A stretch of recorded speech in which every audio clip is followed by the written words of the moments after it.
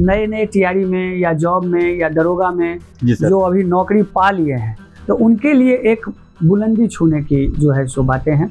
दूसरा, वो सभी लोग जो पहले से तैयारी कर रहे हैं, इस बार इतनी अधिक वैकेंसी है कि अगर वो थोड़ा सा भी अपने आप को एफर्ट लगाएं, सही दिशा में लगाएं। एक जो बदलाव की बातें हैं जहां पर वो है कि 2 शिफ्ट में एग्ज़ाम है, और 2 शिफ्ट में अगर एग्ज़ाम होता है तो ये बिहार बच्चे के पक्ष में थोड़ा सा नहीं होता है। कारण प्रश्न का स्वरूप किस शिफ्ट में कैसा रहेगा, और नॉर्मलाइजेशन की स्थिति में अक्सर क्या होता है कि जो बहुत पढ़े होते हैं, जिनका रिजल्ट होने वाला होता है, वो पीछे हो जाते हैं। कोई आदमी 1 साल में क्या ये सारे विषय को पढ़ सकता है, विद्वान हो सकता है? नहीं हो सकता है। तो इसलिए पढ़ने का तरीका अब बदलना होगा। जो कंप्लीट सिविल सेवा है, जो मेंस की तरह है, सारे विषय पर जो अप्रोच है, समझदारी। प्रश्न आयोग चाहे वो यूपीएससी हो, बीपीएससी भी अब डिजाइन करती है, तो प्रश्न को वो डिजाइन करती है अकॉर्डिंग टू टाइम। जैसे ही डिजाइन करती है तो वो प्रश्न किताब में नहीं रहते। इसलिए बच्चे को अप्रोच डेवलप करने पर ध्यान देना चाहिए।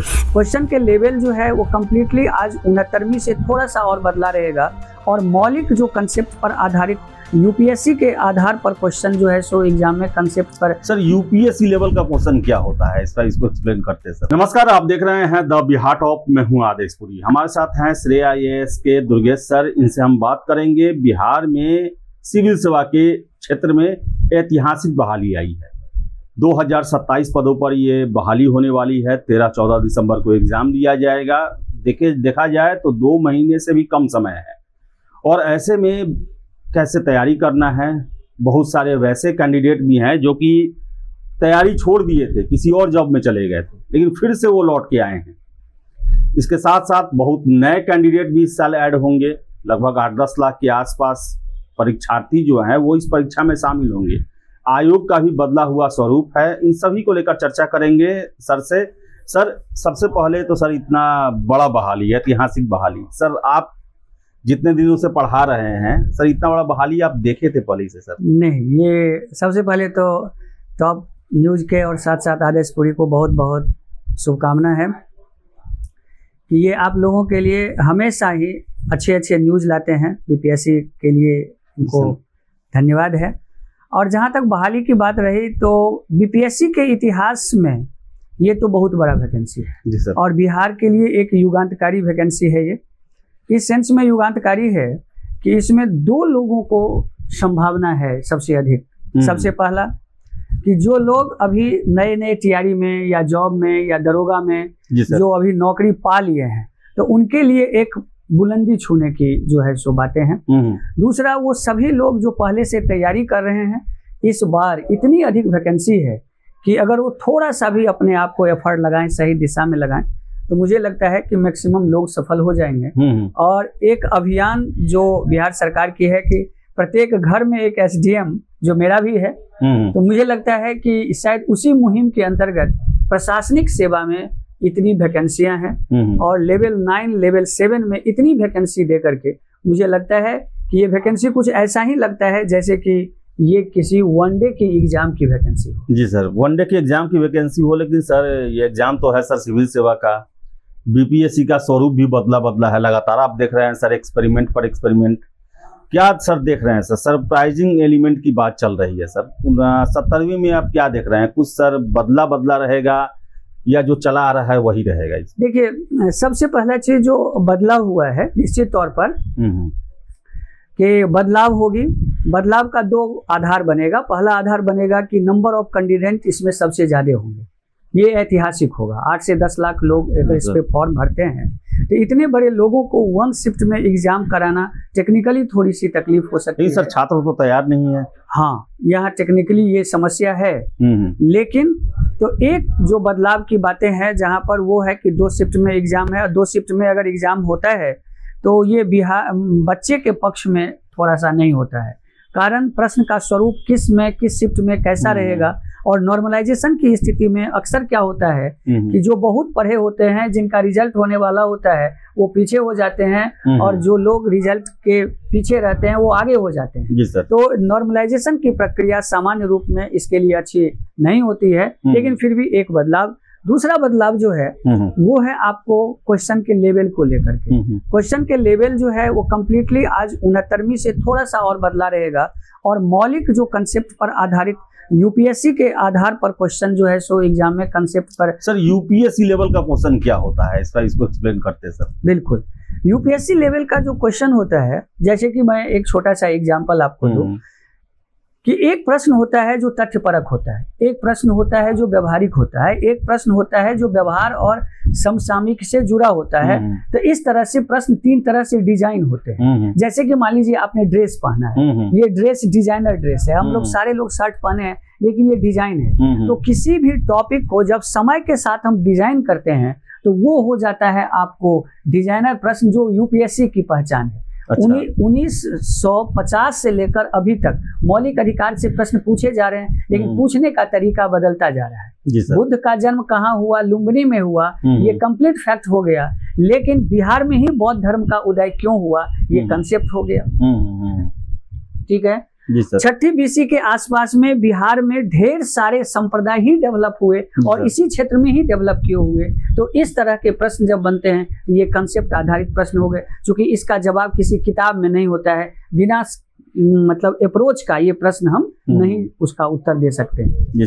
तो इस तरह के प्रश्न को कहते हैं यूपीएससी। चूंकि यूपीएससी प्रश्न को डिजाइन करता है, इसीलिए वो तथ्यपरक प्रश्न नहीं पूछता है। और बीपीएससी भी कुछ इसी तरह के 69वीं से बदलाव किए हैं, जो आपको प्रश्न में देखने को मिलेगा। ये भी हो सकता है कि जैसे कि मतलब प्रश्न की जो पैरेसी है उसको रोकने के लिए प्रश्न के 3-4 सेट बन जाए, बनते ही हैं। जैसे 4 सेट तो बनते ही हैं, 8 सेट बन जाए। रेंडमली जो है सो कोई सेट आपको दिया जाए, ये भी हो सकता है। हर सेंटर वाइज, जिला वाइज जो है सो क्वेश्चन के प्रारूप हो, और हर सेट में जो डायमेंशन होता है क्वेश्चन का, जो रिपीट मतलब सीक्वेंस होता है, वो भी बदल जाए। तो ये चीजें हो सकती है, ये सब सारा नया बदलाव हो सकता है। तो सर ये जो आप बता रहे हैं सर, इससे तो हो जाएगा कि जो परंपरागत जो पढ़ने का तरीका था कि 5 ईयर क्वेश्चन बैंक, ये सब तो सर मायने तो इसका कोई नहीं रह जाएगा सर, डीपली क्वेश्चन चला जाएगा। बिल्कुल बिल्कुल। तो सर इसलिए तो बहुत ही लंबा चौड़ा तैयारी करना पड़ेगा। आदेश जी, आप एक बड़ा ही संवेदनशील और बड़ा प्रभावकारी सवाल पूछे हैं, जिन्हें लोग नहीं पूछते हैं ये बात। सिविल सेवा जो तैयारी है, सिविल सेवा, ये आपको बौद्धिक एग्जाम है, इसमें विद्युता की एग्जाम है नहीं। अगर विद्युता का एग्जाम होता तो 20 वर्ष में लोग डीएसपी नहीं बनते, 20 वर्ष में एसपी नहीं बनते, 21 से 22 वर्ष में डीएम नहीं बनते, क्योंकि एक सिंपल ग्रेजुएट एक जिला प्रशासन संभालते हैं। तो आपके अंदर में विषय वस्तुओं को लेकर के कितना बेहतर कोऑर्डिनेशन है, कोरिलेशन है, इंफॉर्मेटिव एटीट्यूड्स है, मैनेजमेंट स्किल है, ये एडमिनिस्ट्रेशन की मांग होती है। और इतने सारे विषय को पढ़ा करके आयोग यही एटीट्यूड डेवलप कराना चाहता है। नहीं तो कोई आदमी 1 साल में क्या ये सारे विषय को पढ़ सकता है, विद्वान हो सकता है? नहीं हो सकता है। तो इसलिए पढ़ने का तरीका अब बदलना होगा। जो कंप्लीट सिविल सेवा है, जो मेंस की तरह है, सारे विषय पर जो एक अप्रोच है, समझदारी है। मान लीजिए कि हम लोग आपस यहाँ से निकलेंगे, अगर कोई बातें हमें मिलती है तो आपका एटीट्यूड अलग होगा, मेरा एटीट्यूड अलग होगा, इनका एटीट्यूड अलग होगा। अब उसमें किनका एटीट्यूड कितना मौलिक है, इसी के आधार पर हर व्यक्ति का अलग अलग अप्रोच होगा। तो एडमिनिस्ट्रेशन एक अप्रोच है। इस अप्रोच को लोग जितना जल्दी पकड़ते हैं उनका उतना ही जल्दी रिजल्ट होता है। आप देखे होंगे बहुत सारे लोग होते हैं कि बार बार मेंस लिख रहे होते हैं, लेकिन मेंस नहीं आ रहा होता है। कुछ लोग पीटी पर पीटी पास करते हैं, मेंस नहीं आता है। तो इसका अर्थ होता है कि कहीं न कहीं एक ही गलती बार बार दोहराई जा रही है, जिससे कि वो उनको असफलता भी वही मिल रहा है जो उनको पहली बार मिला था। जी सर। तो इसलिए सिविल सेवा की तैयारी एक संपूर्ण होलिस्टिक तैयारी है, एक अप्रोच की तैयारी है, दृष्टिकोण की तैयारी है, किताब की तैयारी नहीं। आजकल जो मेंस में प्रश्न पूछे जा रहे हैं वो डायरेक्टली किसी किताब से नहीं पूछे जा रहे हैं। जितने भी परंपरागत आजकल किताबें हैं वो सारे किताब से प्रश्न नहीं पूछे जा रहे हैं, क्योंकि प्रश्न आयोग, चाहे वो यूपीएससी हो, बीपीएससी भी अब डिजाइन करती है, तो प्रश्न को वो डिजाइन करती है अकॉर्डिंग टू टाइम। जैसे ही डिजाइन करती है तो वो प्रश्न किताब में नहीं रहते हैं। इसलिए बच्चे को अप्रोच डेवलप करने पर ध्यान देना चाहिए, और कंप्लीटली सिलेक्शन में मेंस जितना ही जिनका बेहतर होगा उनका ही पीटी भी अच्छा होगा और उनका ही फाइनल सिलेक्शन भी होगा। जी सर।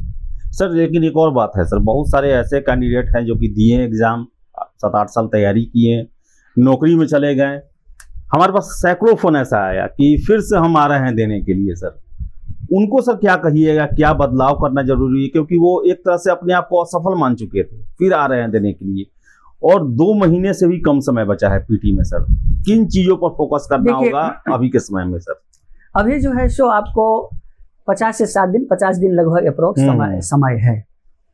इस समय में वो करेंगे क्या, मतलब पढ़ने का थोड़ा सा, कि जो भी उनके पास नोट्स है, मटेरियल्स है, वो उसको फोकस करेंगे, चाहे वो उनका अपना हो या कहीं बाजार से लिए हो या किसी से भी लिए हो, आप उसको फोकस करेंगे।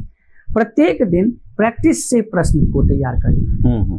जितना अधिक प्रैक्टिस करेंगे उतना एक्यूरेसी होगा। अभी वो पूरी तरह से सोचेंगे कि मैं सारा किताब पढ़ लूं, ये संभव नहीं है। 2 महीने किताब में ही चले जाएंगे। इसीलिए उनको प्रश्न बना करके जो है सो उनको तैयारी करना है। और इस प्रश्न बनाने के लिए आप प्रैक्टिस सेट लग सकते हैं। खुद जो श्रेय IAS है उससे भी आप जुड़ सकते हैं, उनके भी नोट्स हैं, मटेरियल्स हैं, ऐप हैं, यूट्यूब पर ऐप पर जाकर के उसको भी ले सकते हैं।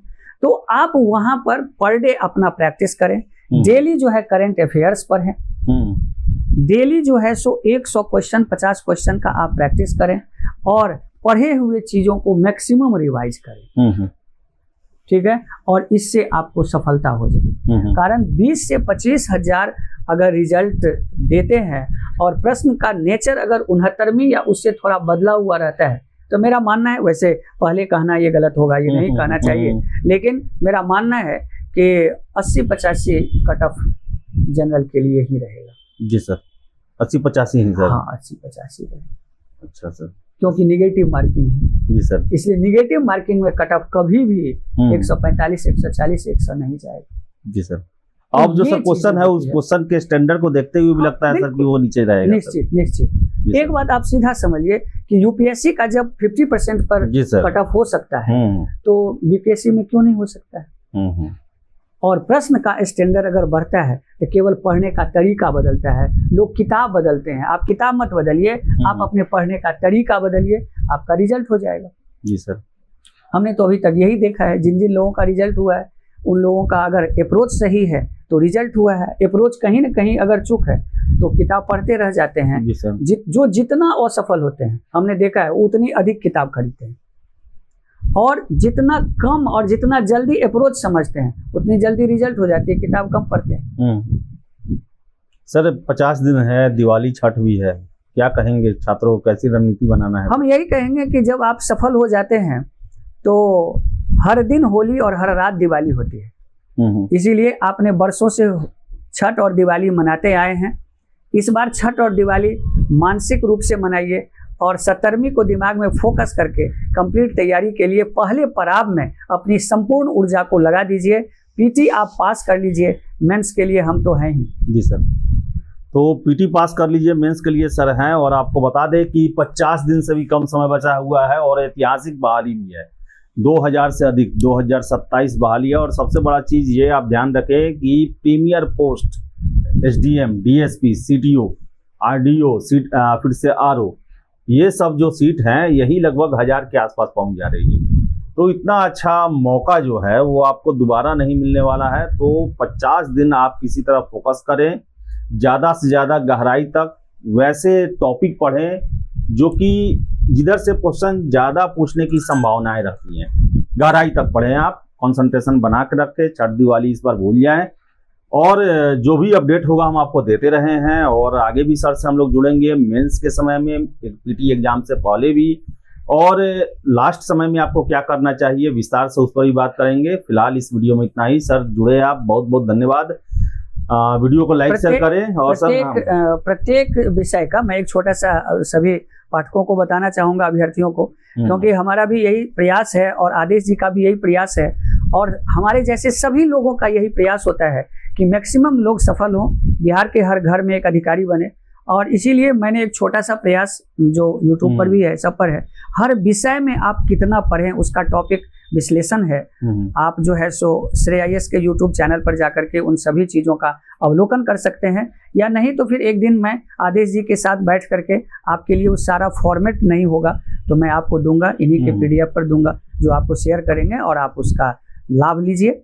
ठीक है सर, तो बता दें आपको कि श्रेय IAS के यूट्यूब चैनल पर और एप्लीकेशन भी है, उस पर भी आप जाके देख सकते हैं, समझ सकते हैं। और अभी सबसे ज़्यादा जरूरी है आपका ज़्यादा से ज़्यादा पढ़ना और रिवीजन करना। और सर ने बताया कि वैसे कैंडिडेट जो फिर से तैयारी में आ रहे हैं, अप्रोच बदलना होगा, उन्हें अपने पुराने तौर तरीकों को बदलना होगा। तो इन सब चीज़ों पर ध्यान देना है।